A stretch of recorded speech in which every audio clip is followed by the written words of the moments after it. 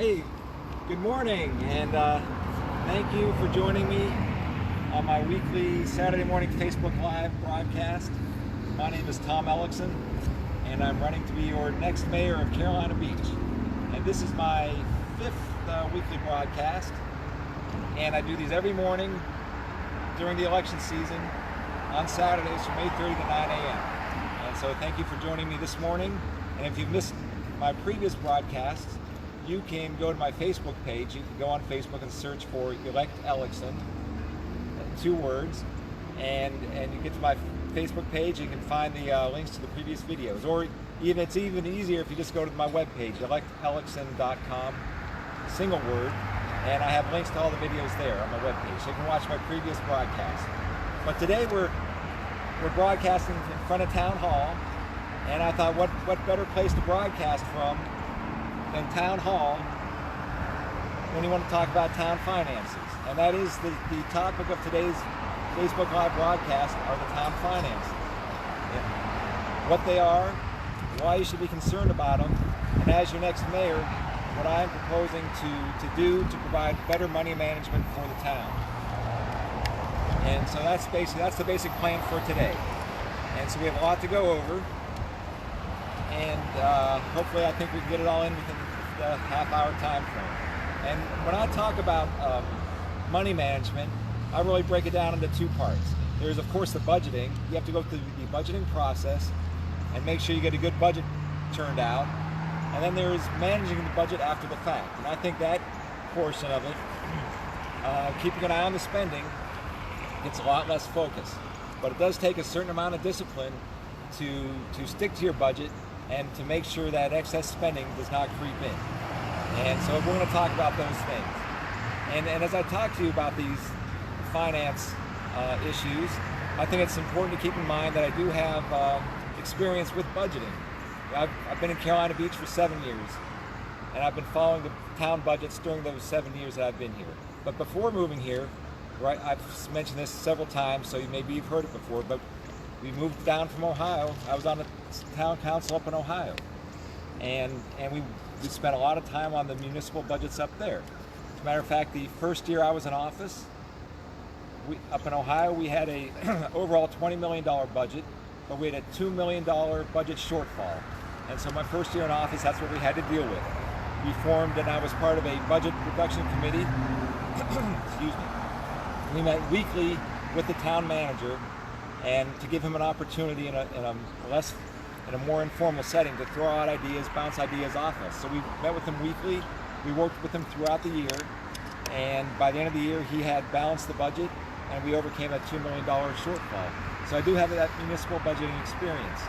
I'm also an engineer. I've been working as an engineer for the past 30 years, and I manage projects for work on my job as well. And my responsibility there is to make sure the projects get done on a schedule and on a budget. So I'm bringing that perspective, and I would bring that perspective as your next mayor with my municipal and professional budgeting background. So that's very important to keep in mind. So as far as the town finances go, this town is like many towns. We operate on a fiscal year that begins from June to June. And so here what goes on is during the early spring, the town manager meets with council, and they have many budget workshops where they're working out all the details of the budget. And then in June, the town manager will present the final budget to council for approval, and the council votes on it. But an important part to realize is that it is the town manager's responsibility to come up with a town budget. But council has to provide the review and the input and the oversight and the approval of that budget. So the council and the mayor also bear a large responsibility when it comes to budgeting. And so they work all spring to do that, and the budget comes out in June. And the key part in North Carolina is that when you put the budgets together, the expenses that you put in the approved budget must match the expected revenue. So you can't publish a budget that goes into deficit spending, as an example. And we do a pretty good job on projecting revenues. When I look at the budgets that are proposed and you look at the audit a year later to see what actually went on, you can see that the revenue, actual revenue, is usually pretty close to what was budgeted, to what appeared in the budget. But when I look at on the spending side, what happens is there's a lot of unbudgeted spending, and I'm just going to show this bar chart. This is the trend of the budget for since 2014, and so even though what I think what the trend is that has been going on is you can see that the spending has been increasing, the red line, much faster than the revenue over that time period. And as a matter of fact, over this time period, the spending increased about 4 times faster than the revenue growth. But the interesting thing is that we are pretty good at projecting the revenue. And when we publish a budget, our expenses, our spending matches this revenue. But in reality, when you get to the end of the year, the spending turns out to be far in excess of the revenue.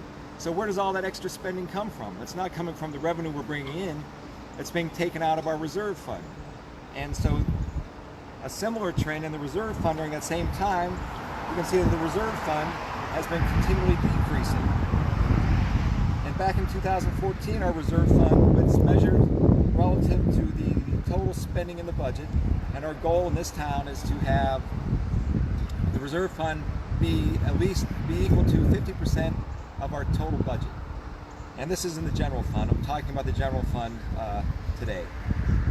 But back in 2014, we were very healthy. The reserve fund was about, close to 70% of our spending, but it was constantly drawn down, and until June 2018, we were down to about 22%. Our reserve fund was drawn down to about 22%, and that caused us at that time. It caught the eye of the state treasurer's office, and they wrote a letter to our town manager expressing concerns about the drawdown in the reserve fund and explaining their concerns that our reserve fund might be too low to meet any emergencies or hurricanes or other emergencies that the town could encounter. So that's what's going on with the reserve fund. And these trends are pretty obvious to see if you just look at them.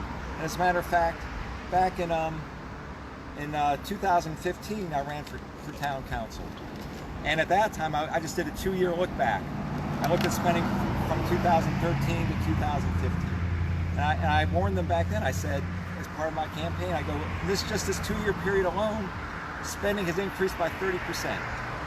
But the message I got back then, I didn't win the election, and people didn't like the message I was bringing.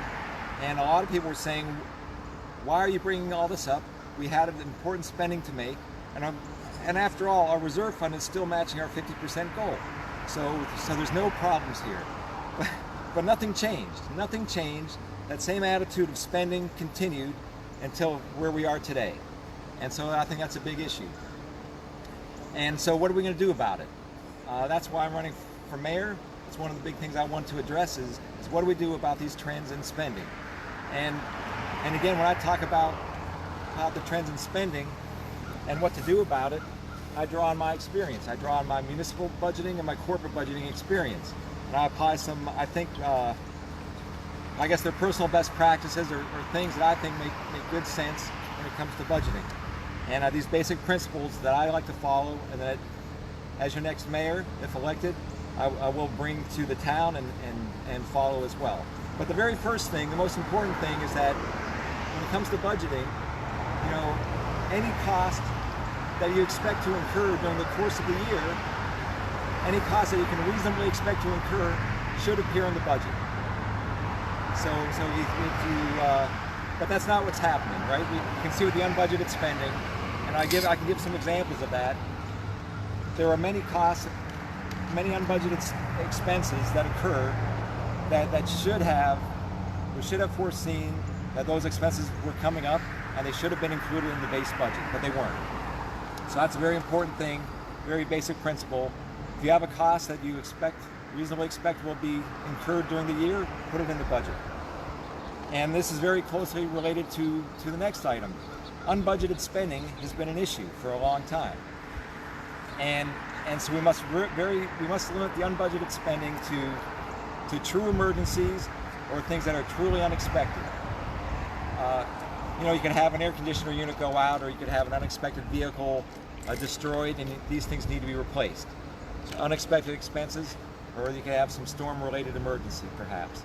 But what I see happening is there's a lot of expenses unbudgeted that are important, and we need to do them, no doubt, but they can be planned for, and they can be planned for in the following year's budget, or with foresight, they could have been planned in the current year's budget. But the unbudgeted spending, just refers to items that don't appear in the base budget, but they come up during the year, either because of emergencies or because we feel it's important to spend that money now, and so we draw from the reserve fund. All right, so those two things are related, and we'll talk about those. So when we look at our revenue sources, I mentioned that we're pretty good at projecting our revenue. And when you look in the budget, there's about 12 different categories of revenue. And there's some very large categories. The main ones, as examples, are obviously our property taxes, makes up a big chunk of our total revenue. But we also have revenue from sales tax. That's a big chunk of it. We have a lot of revenue from that we bring in from Freeman Park, obviously. As a matter of fact, the Freeman Park revenue was projected this year to be just right around $1.9 million, which is actually, our total budget's $15 million. So that's easily over 10% of the total budget is revenue coming from Freeman Park. Another area that has a very big source of revenue for us is our parking fees. And this might surprise people, but our parking, we're projected to receive $1.7 million in revenue from parking this year. That's from metered parking, from the parking lots. That's huge. And again, that is over 10% of the budget. So between Freeman Park and parking fees, we're looking at over 20% of our total revenue for this town. So those are pretty big. So the third principle I think we need to follow, and I think the town does to some extent, but you can't tell from reading the budget document itself. But I think it's very important to tie revenue sources to expenditures. For example, with Freeman Park, that money is raised from people using Freeman Park.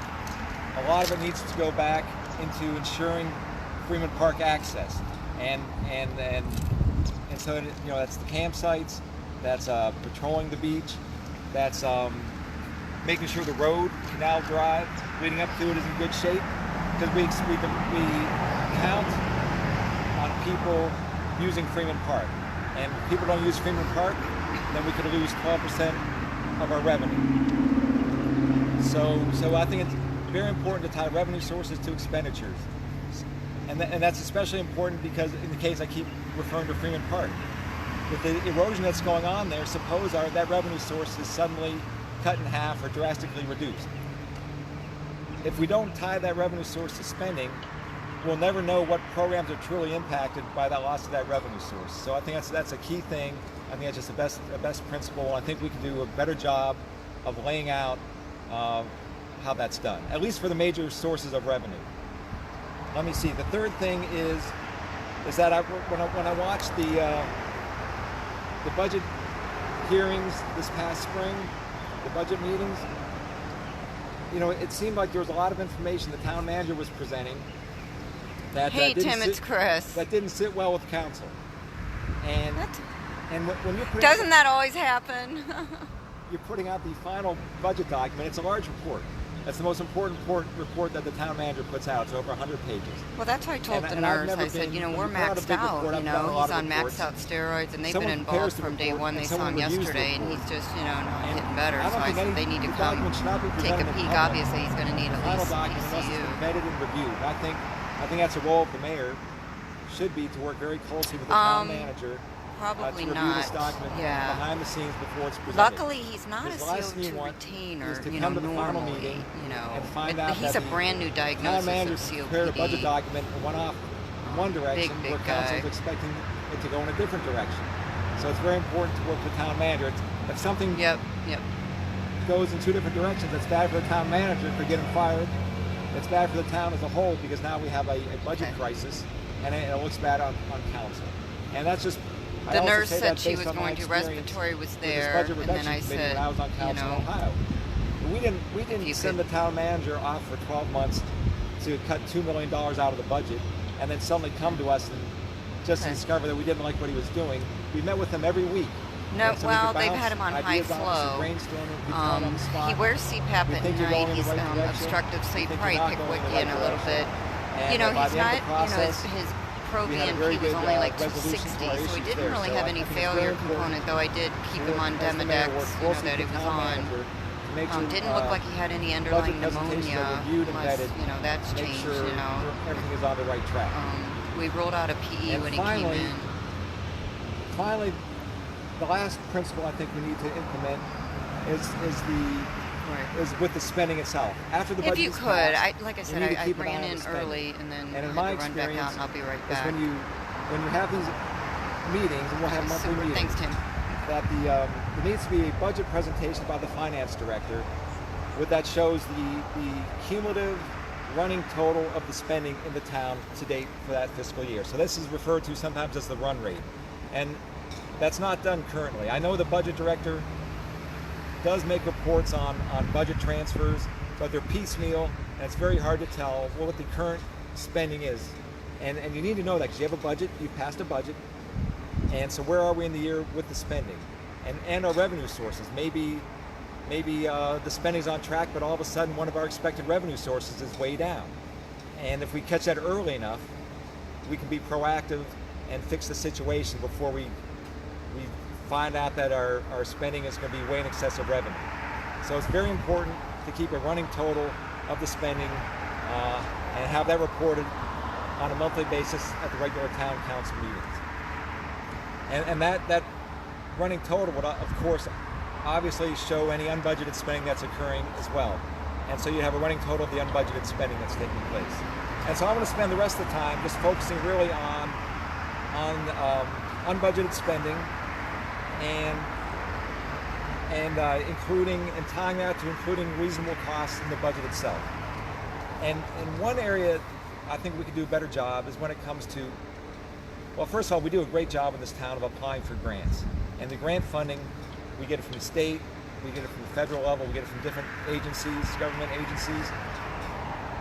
We need that grant funding to take care of large projects and different projects on the island. But the grant funding is always, it's typically a cost share.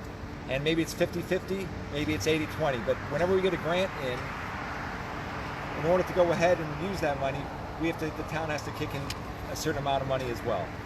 But what I've seen, I mentioned and every year we get grant funding. We apply for a lot and we get a lot. We don't get 100% of what we apply for, but we get a good percentage, and we have a good track record, and we can go back and look at that track record over the past several years, and we have a pretty good idea what our win rate is when we apply for grant funding. But yet, even though we do that, when I look at the budget document, it has all the 12 categories of revenue sources, and one of those 12 categories is grant funding. But I've looked back through this budget document and all the prior budget documents, and I know we get grant funding, but it always shows up as a zero in the budget. And the revenue source is always $0 for grant funding. And I think part of the problem is that I know early in the year we apply for grants, and the grants come in later in the year. And so I believe that council's vision or philosophy is that, well, it's not as for certain that we're getting that grant funding. We don't know when it's coming in, so we're not going to include it in the budget. But the problem is when you don't include it in the budget, then you're not including the matching expense in the budget either.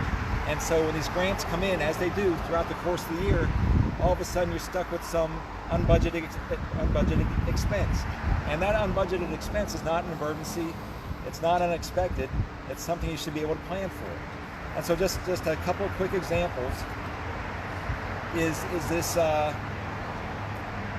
back in January of this year, we applied for a state grant to help us with the Clarendon Avenue multi-use trail. And that was an 80-20 application, and the council voted on it in January, and there was some pre-grant meetings and some post-grant meetings. As it turned out, that proposal was for a well, where did I write it down here? It was for about a little over $600,000 in grant money to help with that trail, and about our portion would have been about $125,000 out of our budget. And when they made the grant, and after talking to the state officials back in January, we got very good feedback, and there was a very high certainty that we were going to win that grant and then have to spend this additional money. But then it wasn't until this past August that you look on the agenda and you look at the council meeting, there was a budget amendment. And a budget amendment reads that there's an additional cost, additional impact on the budget. So when I see that, it tells me that that additional cost was not in the original budget. And so something like that Clarendon Avenue, where we have a high likelihood of that grant coming in, then that $125,000 should show up as a line item as a cost in the budget. So if that grant does come in, we're not having unbudgeted spending.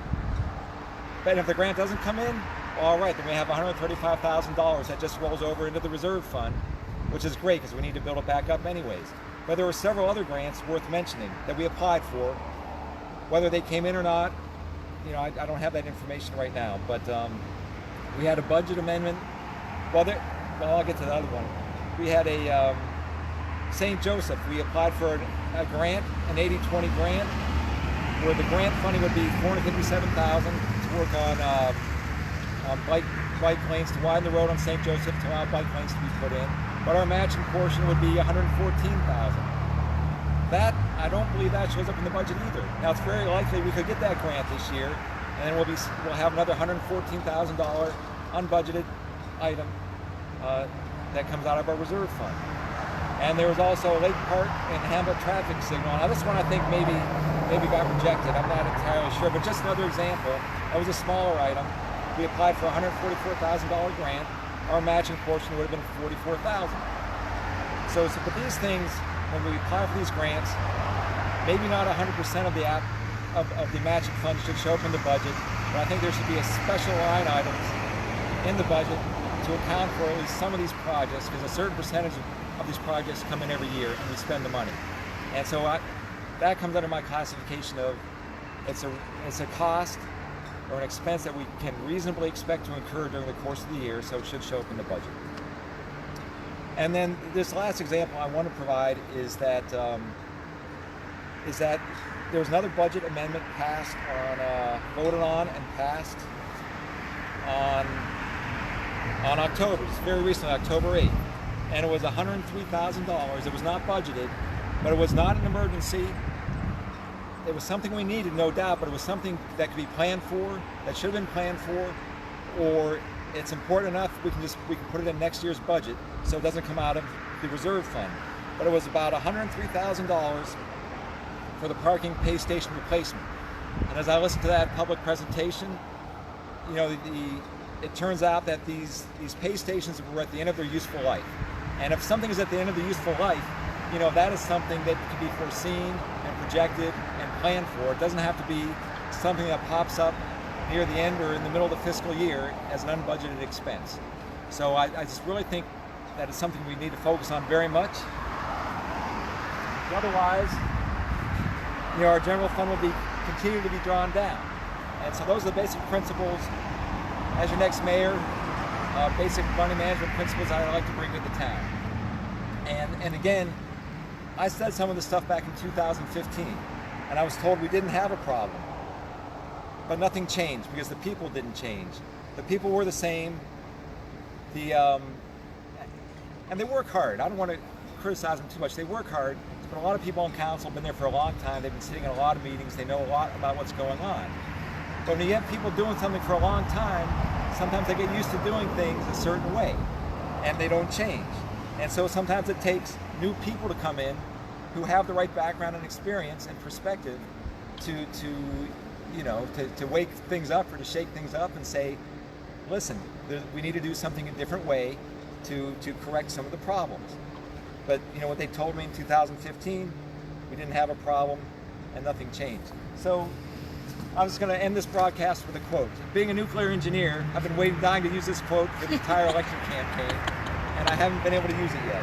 So I'm going to use it now, because this quote comes from the founding father of nuclear power, Albert Einstein, right? Mr. E equals MC squared. So without that E equals MC squared, there would be no nuclear power. So he is the father of nuclear energy. And he said this, a very smart guy. So as a nuclear engineer, I just should feel I'm obligated to relay to you a bit of his wisdom. And Albert Einstein said, we cannot solve our problems with the same thing we used when we created them. So I think that's worth repeating. We cannot solve our problems with the same thinking we used when we created them. And that's why I'm here. I'm bringing a new perspective. I have the right background and experience. There's a clearly identified problem.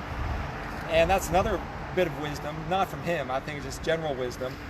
The first step in solving a problem is to admit that there is a problem. And I think I've clearly shown that with our finances, it's been a long-term trend. It should have been obvious for anyone to see that we have a problem. And I'd like to solve that problem as your next mayor. I'll work on it very diligently. That'll be one of my top priorities. All right, so that's it. Thanks for joining me on this sunny day. Hopefully I wasn't squinting too much today. I usually do squint. Meet and greets. Announce some meet and greets. Oh, there are meet and greets. Yes, there are meet and greets. This coming Wednesday, in about 4 or 5 days from now, I have a meet and greet at 6 p.m. at the clubhouse in Carolina Sands. And I'm going to make a short presentation to go over some of the issues and some of my positions on the issues, and I'll take questions, so it'll be interactive. Then a week from Monday, I'm doing a meet and greet at a Stoked restaurant on the water, and that'll be an hour and a half, and that'll be a great opportunity. I'll talk about the Marina Revitalization Project again, and I'll probably focus there on how we need to make changes in the way we manage projects as a town. I talked in a previous Facebook Live about mistakes we made with the lake dredging. And as an engineer, I know when we make mistakes on projects, they happen, there's nothing wrong with that. But then you have to take corrective actions. And as far as I can tell, there were no corrective actions taken after the lake. And so you go from that $2.7 million project to this $3 million project at the marina without having made any corrective actions. So we're at risk for repeating the same mistakes. And as an engineer with a lot of experience doing these things, that's a very high priority for me, and it will be as your next mayor, to make sure we implement best practices, update our processes and procedures to make sure we learn from our mistakes going forward and have a better chance of success. Anyways, that's the meet and greet a week from Monday at Stoked Restaurant. What's the date of dinner that? Specials and drinks, and I'll talk about the marina and then project management. You can ask me questions there. And then I think coming up the week after that on Wednesday, I have to look at the calendar. 23rd. The 23rd is the Old Salties. All right, see, it's good to have a campaign manager keeping me straight here. So that'd be a very important one. That's at Old Salties. You have to look that up online to get the date, the times, but that'll be about an hour and a half.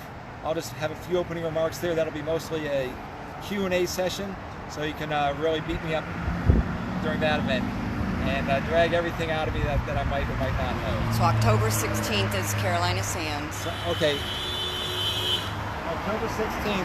October 16th, Carolina Sands. Wednesday. And then that following Monday. The Monday's the 21st. Okay. It will be at Stoked Restaurant. Okay. All right, so there you go. So that's the end of my Facebook Live broadcast for this morning. Thanks for joining me. Thanks for coming out. I hope what I told you made some sense. And I hope you'll support me on November 5th to be your next mayor of Carolina Beach. Thanks again, and I'll be signing off. Goodbye.